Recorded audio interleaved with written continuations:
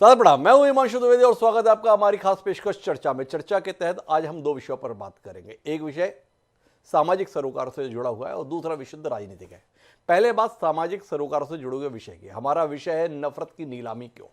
संदर्भ यह है कि इस देश में पिछले कुछ समय से समाज के विभिन्न वर्गों में परस्पर वैमनस्य की खबरें बढ़ रही है। उसी क्रम में एक घटनाक्रम घटित हुआ जिसके तहत मुस्लिम समाज की तमाम प्रतिष्ठित महिलाओं को एक ऐप के माध्यम से नीलामी के लिए डाला गया। एक ऐप बना गया और उस ऐप के माध्यम से वो तस्वीरें थी और लोगों से उनकी बोलियां लगाने के लिए आह्वान किया गया। आशय यह था कि मानो ये महिलाएं बिकने के लिए उपलब्ध हैं और आपका जैसा मन करता है उनकी कीमत लगाइए। कुल मिला के ये मन को संतुष्ट करने की कोशिश है। कुछ हताश लोगों की, कुछ निराश लोगों की, कुछ कुंठित लोगों की अभिव्यक्ति इस ऐप के माध्यम से व्यक्त हुई। खास बात यह है कि इसमें शुद्ध रूप से मुस्लिम समाज से ताल्लुक़ रखने वाली महिलाओं की तस्वीरें ही अपलोड की गई। बुली बाई ऐप के माध्यम से ये ऐप सोशल मीडिया पर अस्तित्व में दिखाई दिया। इससे साल भर पहले भी कमोबेश इसी प्रकार का सुली बाई ऐप भी अस्तित्व में आया था। महाराष्ट्र पुलिस के द्वारा इस मामले में अपने स्तर पर एफआईआर दर्ज की गई, कुछ लोगों को गिरफ्तार भी किया गया। लेकिन महत्वपूर्ण बात यह है कि मुस्लिम समाज की महिलाओं से जुड़े हुई इस प्रकार की शर्मनाक हरकत के संदर्भ में देश में वैसी प्रतिक्रिया नहीं हुई जैसी अगर किसी अन्य समाज से जुड़ी हुई महिलाओं के संदर्भ में यह हरकत होती तो प्रतिक्रिया होती। हिंदू समाज से जुड़ी हुई महिलाओं के संदर्भ में अगर ऐसा कोई ऐप अस्तित्व में आया होता तो आधे से ज़्यादा राज्य सरकारों ने आसमान सिर पर उठा दिया होता। लेकिन मुस्लिम समाज की महिलाओं से जुड़ी हुई इस प्रकार की घटिया हरकत के संदर्भ में समाज या सरकारों के स्तर पर जो प्रतिक्रिया आनी चाहिए थी वो प्रतिक्रिया दिखाई नहीं दी। हम इसी पर बात करेंगे कि हमारे अंदर एक दूसरे के संदर्भ में नफरत इस कदर बढ़ चुकी है कि ऐसी शर्मनाक घटनाओं के संदर्भ में भी हम चुप रह जाना या इन्हें अच्छा महसूस करना चुप्पी के तौर पर सुखद मान रहे हैं। इसी पर हम बात करेंगे। तीन खास मेहमान इस गंभीर विषय पर चर्चा के लिए हमारे साथ मौजूद हैं। उनसे आपका परिचय कराएं और समाज के संदर्भ में उभरती इस विसंगति पर कुछ ठीक ठाक बात करने की कोशिश करें। उससे पहले समय है आज के विचार सूत्र का। हमारा विचार सूत्र ये कहता है कि नफरत करना आसान है और प्यार करना मुश्किल है। इस तरह से सब चीज़ें काम करती हैं। सभी अच्छी चीज़ें सीखना मुश्किल है और बुरी चीज़ें आसानी से आ जाती है। कन्फ्यूशियस जो महान दार्शनिक हुए उन्होंने ये विचार दिया था। तो कुल मिलाकर हम एक दूसरे के संदर्भ में प्रेम की बातें इतनी आसानी से समझना नहीं चाहते, पर एक दूसरे के संदर्भ में नफरत करने के लिए सदैव तत्पर रहते हैं। और क्या ये बुली बाई ऐप या सुली बाई ऐप उसी की अभिव्यक्ति है? इसी के आलोक में अपनी चर्चा को आगे बढ़ाते हैं। इस चर्चा का हिस्सा बनने के लिए तीन खास मेहमान हमारे साथ जुड़ रहे हैं। हमारे साथ रेणु भाटिया जी हैं जो भाजपा नेत्री हैं, भारतीय जनता पार्टी देश नहीं दुनिया की सबसे बड़ी पार्टी उसकी जिम्मेदार नेता हैं। अतीकुर रहमान साहब हैं, इस्लामिक स्कॉलर हैं। और हमारे साथ में स्वतंत्र राय देने के लिए संजीव कौशिक साहब हैं जो वरिष्ठ पत्रकार। आप सभी का स्वागत है। चर्चा की शुरुआत अतीकुर रहमान साहब से करना चाहता हूं और उनसे समझना चाहता हूं इस पूरे बुली बाई ऐप या सुली बाई ऐप को किस नजरिए से देखते हैं आप? अतीकुर रहमान साहब। हिमांशु जी, एक बड़ा आम सी बात है। देखिए, हमारे समाज के अंदर जब कोई क्राइम होता है, जब कोई जुर्म होता है, उस जुर्म को जब तक के निप इन द बर्ड नहीं किया जाए, जब तक जड़ से उखाड़ने की कोशिश नहीं की जाए, उसको रोक लगाना बड़ा मुश्किल होता है जी। यहाँ पर 1 साल हो गया हमने जो सली डील्स जो थी मामला आया था, इसी तरह का ऐप जहां पर मुस्लिम वुमेन को टारगेट किया गया था, उसको अगर आप उस केस को देखेंगे तो अभी तक उसके अंदर कोई बड़ा ऐसा पहलू नहीं आया है, कोई अरेस्ट नहीं हुआ है, कोई उसके ऊपर ऐसा कदम नहीं उठाया है सरकार की तरफ से, हमारी एजेंसीज की तरफ से। हो सकता है ये जो अब बुली बाई ऐप आया ये उसी का एक हिस्सा हो और बढ़ चढ़ के इन्होंने हिम्मत की ये काम करने की जी। दूसरा इंपॉर्टेंट पॉइंट हिमांशु जी यहां पर मैं समझ रहा हूं ये है कि हम जैसे कि आमतौर पे मानते हैं कि अगर एक लड़के को आप एजुकेट करेंगे तो वो लड़का ही एजुकेट होगा, लेकिन एक लड़की को जब आप एजुकेट करते हैं तो पूरा के पूरा उसकी फैमिली, पूरा समाज उससे एजुकेट होता है। इस मुतालिक कई हमने मुहावरे भी सुने होंगे कि भाई लड़की पढ़ाओ और पूरे के पूरे परिवार को पढ़ाना, मतलब उसका मायने निकाला जाता है। यूपीएससी जिहाद का मामला भी हमने देखा होगा। कुछ सालों पहले आपने देखा होगा कि कुछ मुस्लिम जो जर्नलिस्ट हैं जी वो बड़े जोर शोर से, बड़े दमखम से सामने आई और उन्होंने अपने अपने ऐप शुरू किए, अपने अपने कार्यक्रम शुरू किया। और उसी के तहत हमने देखा जब शाहीन बाग हुआ तो किस तरह से सिर्फ और सिर्फ बगैर किसी पॉलिटिकल सपोर्ट के मुस्लिम महिलाओं ने एक एक अपना फ्रंट खोला। जी मैं समझ रहा हूं ये जो जितनी भी ये सली डील्स और बुल्ली बाई एप्स आ रहे हैं, क्या ये एक षड्यंत्र तो नहीं है कि मुस्लिम महिलाओं को टारगेट किया जाए ताकि पूरा के पूरा मुस्लिम समाज पिछड़ा रह जाए? इसके अंदर जो एजुकेशन आ रहा है, इसके अंदर जो जो डेवलपमेंट की एक एक बहाव आ रहा है, उसको किसी तरह से रोका जाए। मैं समझ रहा हूं ये एक बहुत बड़ा षड्यंत्र है। और जैसे कि आपने कहा अपने ओपनिंग स्टेटमेंट में कि सरकार की तरफ से, हमारी इन्वेस्टिगेटिव एजेंसीज की तरफ से पिछले एक साल में कोई ऐसी कड़ी कार्रवाई नहीं हो जिससे विद इम्प्यूनिटी इन लोगों को खुली छूट मिल गई इसका ये काम करने की। मेरा एक सवाल और है आतिक रहमान साहब, क्या आप महसूस कर रहे हैं कि पिछले कुछ समय से मुसलमानों के संदर्भ में शायद इस देश में सहनशीलता घट रही है? जिस प्रकार की हरकत, शर्मनाक हरकत इस ऐप के माध्यम से व्यक्त हुई, उसकी किसी भी राजनीतिक दल ने उस तरीके से प्रतिक्रिया नहीं दी जो सामान्य तौर पर दी जाना हम अपेक्षित करते हैं। सवाल भाजपा का ही नहीं है, अन्य विरोधी दल या विपक्ष की भूमिका में जो राजनीतिक दल हैं, उन्होंने भी इसे कोई बहुत तूल देना नहीं चाहा। क्या आपको नहीं लगता है कि इसके पीछे वर्तमान राजनीतिक वातावरण है जिसमें अब मुसलमानों के संदर्भ में या उनके साथ खड़े होना राजनीतिक दृष्टि से बहुत नफे का सौदा नहीं रह गया और इसलिए मौन है? बेशक हिमांशु जी, हम लोगों का अंदाजा, आपका अंदाजा बिल्कुल सही है कि ऑपोजिशन पार्टीज भी और दूसरे चैनल्स भी और दूसरे जो माध्यम है इस तरह के इश्यूज उठाने में, उन लोगों ने कोई बढ़ चढ़कर हिस्सा ना लिया इसमें। लेकिन इसके अंदर मैं ये बात समझता हूं कि सरकार, जो प्रेजेंट रिजीम है, जो सत्ताधारी दल है, उसको पहल करना जरूरी है। हम ऑपोजिशन से इतनी उम्मीद नहीं रखते हैं जितनी सरकार से उम्मीद रखते हैं, क्योंकि वो अंडर ओथ है हिमांशु जी। दूसरा एक इंपॉर्टेंट यहां पर पहलू ये है, ये हकीकत है कि मुसलमान पूरी तरह से 2014 से लेकर अब तक के एक बहुत ही सोची समझी तहत टारगेट के ऊपर, इसका एक ही उदाहरण मैं अभी आपको फिलहाल दूंगा, वैसे तो उदाहरण बहुत हैं। देखिए, बेंगलोर के अंदर एक कॉलेज में आपने मामला पढ़ा होगा कि लड़कियां वहां पर हमेशा से स्कार्फ पहन के आती थी, लेकिन पिछले 1-1.5 महीनों में ऐसा हुआ कि हिंदुत्ववादी उस कॉलेज के अंदर गेरवे स्कार्फ और गेरवे वो पहन के आने लगे और प्रिंसिपल को और एडमिनिस्ट्रेशन को उन्होंने बहुत परेशान किया कि अगर ये स्कार्फ मुसलमान लड़कियों ने पहनना बंद नहीं किए तो हम भी इस तरह की ये सेफ्रॉन कपड़े पहनना शुरू कर देंगे। और पूरा वहां का जो यूनिफॉर्म कोड था उसको वायलेट करने की कोशिश हुई। उस पर एक्शन ये लेना पड़ा एडमिनिस्ट्रेशन को, प्रिंसिपल को, कि स्कार्फ पहनना भी मुसलमान लड़कियों को उन्होंने मना करना पड़ा। इसकी मैंने जो पहले जिस बात को मैंने उजागर करने की आपके सामने कोशिश की, देखिए हमारा समाज कैसा है हिमांशु जी कि लड़की खास तौर से जब घर से बाहर निकलती है तो बाकी और लोगों की बात तो छोड़िए, खुद के खानदान के लोग कोशिश करते हैं कि अरे भाई ये लड़की बाहर कैसे निकल रही है, ये बाजार कैसे जा रही है, ये नौकरी करने कैसे जा रही है, ये उच्च शिक्षा हासिल करने कैसे जा रही है। तो कोशिश यहाँ पर यह है कि मुसलमान लड़कियों को इतना परेशान कर दिया जाए, इतना अटैक कर दिया जाए इनके ऊपर कि इनकी खुद की फैमिलीज इनके खिलाफ हो जाए और ये घर से बाहर ना निकल पाए। रहमान साहब, सामाजिक विसंगति पर, सियासी विसंगति पर दृष्टि दे रहे हैं। मेरे साथ रेणु भाटिया जी हैं, भारतीय जनता पार्टी के सम्मानित नेत्री हैं। वो भारतीय जनता पार्टी जो इस देश की सभ्यता संस्कृति की सबसे बड़ी पैरोकार होने का दावा करती है। रेणु जी, आपसे समझना चाहता हूँ, हमारे यहाँ कहा गया है यत्र नर्यास्ते पूजनते रमनते तत्र देवता, जहाँ नारियों की पूजा होती है वहाँ देवता निवास करते हैं। आपसे जानना ये चाहता हूँ कि जिस राज्य में महिलाओं की नीलामी होती है वहां पर कौन निवास करता है, इस पर कोई टिप्पणी देना चाहेंगे आप?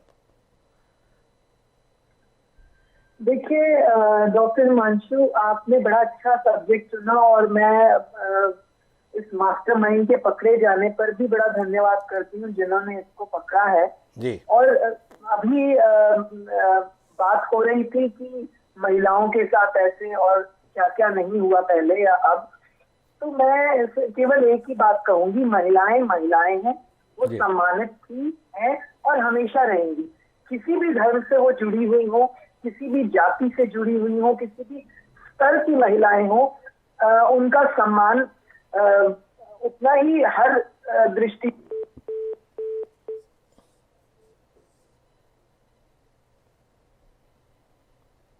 रेणु भाटिया जी से हमारा संपर्क टूट गया है, लेकिन संजीव कौशिक जी मेरे साथ में हैं।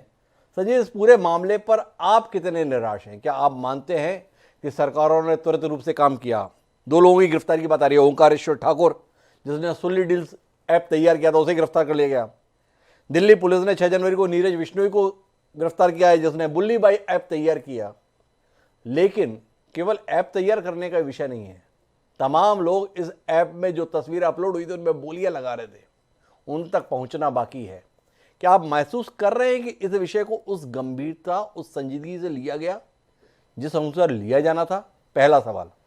और दूसरा, उस मानसिकता के संदर्भ में भी क्या आपकी कोई दृष्टि जिसके तहत ऐसा ऐप तैयार करना और उस ऐप के माध्यम से लोग अपना मनोरंजन कर रहे हैं, इस पर भी कोई दृष्टि आप साझा करना चाहेंगे?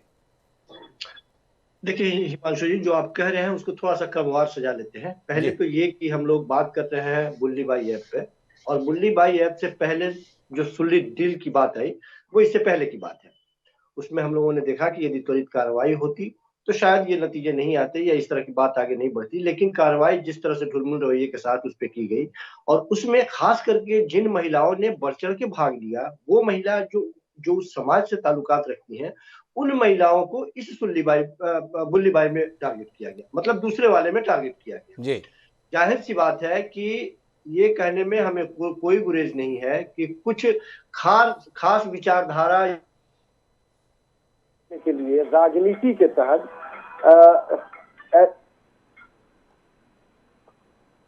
जी।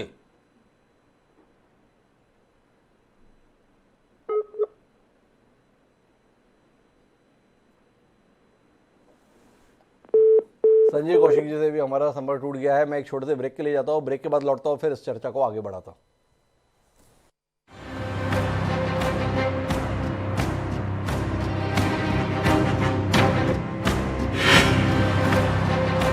तो ब्रेक के बाद आपका स्वागत है। माफी चाहेंगे कि तकनीकी खराबी के कारण से हमें थोड़ी सी दिक्कत गई। मैं वापस संजीव कौशिक जी से संपर्क करने की कोशिश करता हूँ। जी संजीव जी, आप अपनी बात पूरी करें। जी, मैं ये कह रहा था कि एक खास विचारधारा के लोग एक खास वर्ग को टारगेट करने का प्रयास कर रहे हैं। ऐसा इसलिए प्रतीत होता है क्योंकि इससे पहले जो सुल्ली डील में जिन महिलाओं ने उसके विरोध में अपनी आवाज को मुखर किया था, उसको टारगेट इसमें किया गया जी। और खास करके जिस धर्म की बात हम कर रहे हैं वो अल्पसंख्यक समाज के लोगों की बात मैं कर रहा हूँ जी। मैं सिर्फ इतना कह रहा हूँ कि इन लोगों को ये ऊर्जा आती कहाँ से है? ये लोग कौन लोग हैं? पिछले कुछ वर्षों में जिस तरह से समाज में एक खाई पैदा करके राजनीतिक ध्रुवीकरण के आधार पर वोटों को अपने तरफ खींचने का प्रयास किया गया, राजनेताओं ने बखूबी अपने किया और उसमें सफल भी हुए, लेकिन इसके वजह से समाज में जो खाई पैदा हुई है वो एक नजर जब आप सोशल मीडिया पे डालते हैं तो आपको पता चलता है कि कितनी बड़ी खाई पैदा कर दी गई है। सबसे बड़ी बात ये कि देश में शीर्ष स्तर पर जो बैठे हुए लोग हैं वो लोग भी इसमें शामिल है कहीं ना कहीं परोक्ष अप्रोक्ष रूप से, और वो लगातार इसको सह दे रहे हैं, बढ़ावा दे रहे हैं। मैं सिर्फ इतना कहना चाहता हूँ कि जिस तरह की स्थितियां आज के वक्त में पैदा हो गई है, जिस तरह से ये कुठाराघात करने का प्रयास किया गया और एक वर्ग खुश ही नहीं हो रहा है इस पर चुप्पी, आपने शुरुआती दौर में जो कहा कि चुप्पी जो साध लेने की बात है, कल्पना कीजिए सीधे इस कंडीशन को पलट दिया जाता है। यदि हिंदू महिलाओं के लिए कोई मुस्लिम 2 लड़का यदि इस तरह से बोली लगाने की बात होती है और उसके पीछे पता चलता है कि इस धर्म के लोग हैं, फिर स्थिति क्या होती? आपने सही कहा कि पूरे हिंदुस्तान में इस समय कुछ और माहौल चल रहा होता। तो ये हम सिर्फ इतना कह रहे हैं कि ये किसी धर्म का मामला है तो धार्मिक बात हम करेंगे, किसी धर्म को टारगेट किया जा रहा है तो, लेकिन ये महिलाओं की सोच पे कुठाराघात है। ये महिलाओं कुठाराघात है। मैं वापस रेणु भाटिया जी आपके पास आना चाहता हूँ और जानना चाहता हूँ कि जो नारियों की पूजा की बात थी, नारियों के सम्मान की बात थी, तो उसके संदर्भ में ये स्पेसिफिक था कि हिंदू समाज से जुड़ी हुई जो महिलाएं होंगी उन्हीं का सम्मान और स्थान रहेगा। मुसलमानों से जुड़ी हुई अगर महिलाएं हैं तो उनके सम्मान और स्थान को लेकर उतने चिंतित होने की बात नहीं है। एक सामान्य मसला है, एक लड़के ने ऐप बनाया था, उसको गिरफ्तार कर लिया, बात पूरी हो गई। लेकिन अगर हिंदू समाज के संदर्भ में ऐसी घटना होती तो क्या वाकई प्रतिक्रिया ऐसी होती? देखिए डॉक्टर हिमांशु, आप भी एक बुद्धिजीवी वर्ग से हैं, चौथे स्तंभ माने जाते हैं, और आप भी इस बात को समझ सकते हैं कि महिलाएं कहीं की भी हो। मैंने पहले ही इस बात को शुरुआती तौर पर ये बात कही कि महिलाएं किसी भी जाति की हो, हिंदू या मुस्लिम से कोई इसका लेना देना नहीं। महिलाओं का अपमान, चाहे वो हिंदू बेटी है चाहे मुस्लिम बेटी है, अगर उसका शारीरिक शोषण होता है, मानसिक शोषण होता है, किसी तरीके से भी होता है, हिंदू मुस्लिम की यहाँ कोई बात नहीं। अगर हिंदू मुस्लिम की पहचान करके फायदा और नुकसान करना होता तो माननीय मोदी जी पर्दा प्रथा और ट्रिपल तलाक को अहमियत न देते। इसलिए ये बात तो हम कभी कह ही नहीं सकते कि हिंदू महिलाओं का सम्मान होगा, मुसलमानों की बेटियों का नहीं होगा। वो भी हमारी बेटियां उतनी ही सम्मानित है। आप ये देखिए, पिछले दिनों में आपके चैनल पे खूब डिबेट्स मैंने भी आपके साथ की, जब फरीदाबाद की उस बेटी को सरेआम गोली मार दी गई केवल इसलिए कि उसने धर्म नहीं अपनाया और ना वो विवाह करना चाहती थी। तो ऐसे अन्याय भी होते रहे हैं जगह जगह पर। ऐसे अन्याय भी मेवात में होते रहे हैं जहाँ हिंदू बेटियों को अपहरित करके ले जाया गया और उनको वापस लाया गया। तो ये बात नहीं है। कई ऐसे पिछले दिनों में अपराधी पकड़े गए, आप लोगों के चैनल्स ने दिखाया, जो जिम के नाम पर नाम बदलकर कुछ भी नाम रख देते थे और महिलाओं के साथ दोस्ती का वो निभाकर और शादी करने के प्रयास करते थे। तो ऐसे बहुत बिल्कुल ठीक कह रही है रेणु जी, और उसको बड़ी संजीदगी से लिया हमारी सरकार ने। लव जिहाद के संदर्भ में अलग अलग राज्य सरकारों ने अपने अपने कानून बना लिए, भारत सरकार भी कानून लेकर आ गई। बहुत चिंता रही, ये मुस्लिम समाज से जुड़े हुए लोग अपने नाम बदल के जिस प्रकार का काम करते हैं उससे पूरा हिंदू धर्म खतरे में महसूस होता था। मेरा जो सवाल है वो केवल इतना सवाल है कि बुली बाई ऐप या सुल्ली ऐप के संदर्भ में वैसी प्रतिक्रिया समाज और सरकार दोनों से क्यों नहीं हुई? क्यों इसके संदर्भ में वो संवेदनशीलता जाहिर नहीं हुई?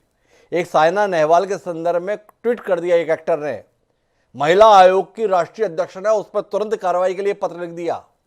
इतनी बड़ी घटना, इतना बड़ा खिलवाड़ महिलाओं की अस्मिता के संदर्भ में, उनकी गरिमा के संदर्भ में किया गया, किसी महिला आयोग ने कोई संज्ञान में लिया आपकी जानकारी में जो आप हमसे साझा करना चाहें? क्या भारत के महिला आयोग ने इस विषय को लेकर कोई कार्रवाई की जो हमारे संज्ञान में आप लाना चाहें?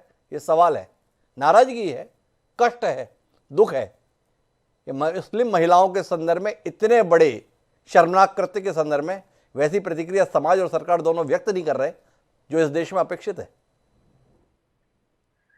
हिमांशु जी, मैं बार बार एक ही बात को जरूर दोहराऊंगी और ये बहुत महत्वपूर्ण बात है कि बेटी कहीं की भी हो, हिंदुस्तान की हो, कहीं की भी बेटी हो, उसका सम्मान उतना ही होना चाहिए। इसमें हिंदू और मुस्लिम जाति समीकरण नहीं होना चाहिए। तो जो भी व्यक्ति इस तरह की कोई हरकत करता है वो उतना ही दोषी है, चाहे वो किसी भी बेटी के साथ अन्याय हो रहा हो। नाम बदलने की जो प्रक्रिया मैंने की, या जो ये इस लड़के ने ये बुली ऐप बनाकर महिलाओं के साथ इस तरह से जाति की, अपराध है। कानून दोनों के लिए एक है।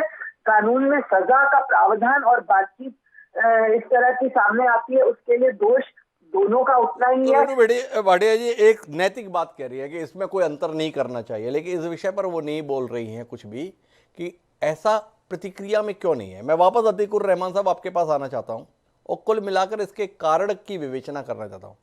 क्या कुछ समाज में ऐसा गठित हो गया है जिसके तहत एक समूह ऐप बनाकर इस प्रकार के कृत्य को अंजाम देता है? महिलाओं की फोटो को चिन्हित किया जाता है, मुस्लिम समाज से जुड़ी हुई महिलाओं को फोटो चिन्हित किया जाता है, उन्हें ऐप के माध्यम से सार्वजनिक किया जाता है और ये आह्वान किया जाता है कि ये बिकाऊ हैं, आप बोली लगाकर हासिल कर सकते हैं।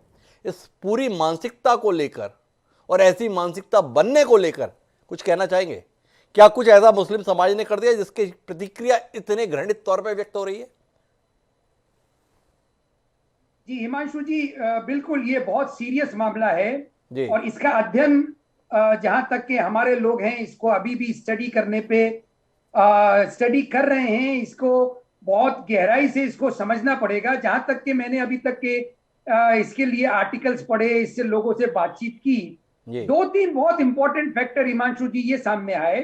सबसे बड़ा इंपॉर्टेंट फैक्टर है हिमांशु जी के the age of the person who created the app. जी, इतना यंग जी, 18, 19 और 21 साल की एक लड़की जी, उसके अंदर शामिल है। जी। दूसरा इंपॉर्टेंट फैक्टर हिमांशु जी ये है कि अगर ये कोई ऐसा ऐप होता कि भाई चलिए मिसोजिनिस्ट है, पेट्रियार्कल है, जैसा कि कुछ दिनों पहले हमने एक बहुत ही फेमस एक्टर के बारे में भी सुना था, जी फेमस एक्टर के जो हस्बैंड थे उनके बारे में, जो ब्लू फाइल्स वगैरह बनाते थे। जी तो अगर ये एक जनरल ऐप होता जी और बहुत सारी महिलाएं इसके अंदर शामिल होती थी, तो हम इसको नाम दे सकते थे कि भाई एक कमर्शियल वो है और कमर्शियल प्लॉट था, जी क्रिमिनल एक्टिविटी तो आई है। लेकिन सिर्फ मुसलमान महिलाओं को शामिल करना ये एक बहुत इंपॉर्टेंट मैसेज दे रहा है यहाँ पर। जी और जैसा कि मैंने पहले कहा कि हम लोग ये समझ पा रहे हैं क्योंकि पिछले 2-3 सालों के अंदर कुछ मुस्लिम महिलाएं जोर शोर से पॉलिटिकल सब्जेक्ट्स उठाने लगी हैं, पॉलिटिकल जर्नलिज्म में अपना नाम कमाने लगी हैं, बहुत ज्यादा उनका आह्वान होने लगा है। क्या ये यूपीएससी जहाज को भी आप इससे जोड़ दीजिए कि भाई अगर मुसलमान पढ़े तो भी मुसीबत, ना पढ़े तो पंचर वालों का नाम दे दिया जाता है, जी और अगर जरा सा क्रैक कर ले कोई कॉम्पिटिटिव एग्जाम तो कहा जाता है कि यूपीएससी जिहाद है। तो बहुत सोचे समझे तहत मुसलमान औरतों को, लड़कियों को टारगेट करना, ताकि ये हिम्मत नहीं करें कोई भी सोशल अपलिफ्टमेंट का मेजर लेने में, पूरी कम्युनिटी के लिए एक मैसेज देने की कोशिश आती है। रहमान साहब का कहना यह है कि ये शायद मुस्लिम महिलाएं जो पढ़ लिख कर अपने आप को समाज में साबित कर रही है, ये बर्दाश्त नहीं कर पा रहे लोग, और उसकी प्रतिक्रिया सुनियोजित तरीके से इस रूप में व्यक्त हो रही है। लेकिन संजीव कौशिक जी, मैं आपके पास में थोड़े दूसरे नजरिए के साथ आना चाहता हूं। क्या आपको लगता है कि वाकई ये दृष्टिकोण है, या ऐसी घटनाएं जो लगातार, जिसका उल्लेख रेणु भाटिया जी कर रही थी, कि कई मुस्लिम लड़के अपने नाम मुसलमान होते हुए भी हिंदू रखकर और हिंदू लड़कियों के संदर्भ में प्रेम संबंध बनाकर लव जिहाद को अंजाम दे रहे थे, ऐसी कई घटनाएं भी प्रकाश में आई हैं। उसकी प्रतिक्रिया इस ऐप के माध्यम से व्यक्त हुई है। एक वर्ग है जिनको लगता है कि तलवार के जवाब तलवार से ही दिया जा सकता है, बंदूक का जवाब बंदूक से ही दिया जा सकता है, जहर को जहर से ही काटा जा सकता है, और उसके तहत तुम हमारी महिलाओं के साथ में ऐसा कर रहे हो, देखो हम बताते हैं कि हम तुम्हारे साथ क्या करते हैं। ये इस प्रतिक्रिया का नतीजा है। हिमांशु जी, चलिए मान लीजिए 2 मिनट के लिए कि उस तरह की क्रिया के विपरीत ये प्रतिक्रिया है, तो भी क्या ये जायज है? एक सभ्य समाज में इसकी स्वीकृति होगी क्या? पहली बात। और दूसरी बात कि हमने देखा है कि पिछले 5-7 वर्षों में जिस तरह से धार्मिक ध्रुवीकरण के आधार पर सत्ता की प्राप्ति हुई है, अल्पसंख्यक और बहुसंख्यक के आधार पे, और बहुसंख्यक वर्ग को अपने साथ चलते हुए, लेके चलते हुए वो सत्ता के शीर्ष तक पहुंच जाते हैं, और पहुंचने के बाद में वो संवैधानिक पद पे बैठे जब खुलेआम कहते हैं कि इस 20% वालों की जरूरत मुझे नहीं है, ये मेरे साथ नहीं है जी। क्या उम्मीद रखते हैं? उसके बाद में किस तरह की प्रतिक्रिया रखते हैं? कौन जाना चाहेगा उस 20% के साथ? सत्ता किसके साथ है, और सत्ता के साथ जो लोग हैं वो क्या प्रतिक्रिया देंगे? क्या उम्मीद रखते हैं? सत्ता जिसके पास है और वो लोग क्या प्रतिक्रिया दे रहे हैं, महत्वपूर्ण। और दूसरी बात कि अगर क्रिया की प्रतिक्रिया ये है तो क्या इसे जायज माना जा सकता है? ये संजीव कौशिक जी का सवाल है। आखिरी टिप्पणी के लिए मैं रेणु भाटिया जी के पास चलता हूं, वो कुछ हस्तक्षेप करना चाह रही, उनकी बात सुनते हैं और आखिरी सवाल भी उन्हीं से करते हैं। ये रेणु जी। डॉक्टर हिमांशु, मैं एक ही बात कहूंगी कि मैंने पहले ही जो आपको एग्जांपल्स भी दिए, चाहे वो नाम बदलने के दिए, चाहे फरीदाबाद में उस केस के दिए जो रोड पर शूट आउट हुआ था कॉलेज के बाहर, अग्रवाल कॉलेज के बाहर, इस तरह की मैंने आपको एग्जांपल्स दिए। वो केवल इसलिए दिए कि गुनाह कोई भी करे, पाप कोई भी करे, अपमान कोई भी करे महिलाओं का, सजा बराबर है। इसलिए बेटियों का अपमान करने का साहस कोई भी ना करे, क्योंकि बेटियां सम्मानित है। अभी स्कॉलर भाई बोल रहे थे कि क्योंकि मुस्लिम बेटियां पढ़ने लगी हैं, ये भूल जाते हैं कि मुस्लिम बेटियों को कहीं पढ़ाने की बात भी नहीं होती थी। बार बार एक ही बात कही गई, बेटियों को बचाओ, बेटियों को आगे बढ़ाओ। ये इसी सरकार ने इस चीज को निकाला था। तो ये तो हम कभी कहना ही नहीं चाहते और ना कह सकते हैं, ना हमें कभी कहीं पर जिक्र करना चाहिए कि कौन सी बेटी पढ़ रही है और कौन सी नहीं पढ़ी, इसलिए वो आगे बढ़ रही है। तो इस तरह समाज में जेलसी या चिढ़ की भावना हुई। तो रेणु जी बार बार एक ही बात कह रही है कि महिलाओं के संदर्भ में ये फर्क मत कीजिए कि कोई हिंदू है, कोई मुसलमान है, सबके संदर्भ में सम्मान है, और कोई उनके साथ अगर गलत व्यवहार करता है तो उसके लिए सजा समान है। लेकिन ये बात सुनने में जितनी अच्छी लगती है, व्यवहार में वैसी दिखती नहीं है। सामने स्पष्ट है, मुस्लिम समाज की बच्चियों को, महिलाओं को जिस प्रकार से इस ऐप के माध्यम से नीलामी की वस्तु के तौर पर प्रस्तुत किया गया, उसकी जैसी भर्त्सना, जैसी उसकी निंदा और जैसी कठोर कार्रवाई समाज और सरकार के स्तर पर अपेक्षित थी, वैसी भूमिका में समाज और सरकार दोनों दिखे नहीं है। ये स्थिति किसी भी सभ्य समाज के लिए स्वीकार्य नहीं हो सकती, और खासतौर पर उस देश में जहां पर बड़े गर्व से हम बोलते थे, जिसका उल्लेख पहले भी किया, कि यत्र नर्यास्ते पूजन्ते रमन्ते तत्र देवता, जहां नारियों की पूजा होती है वहां पर देवता निवास करते हैं।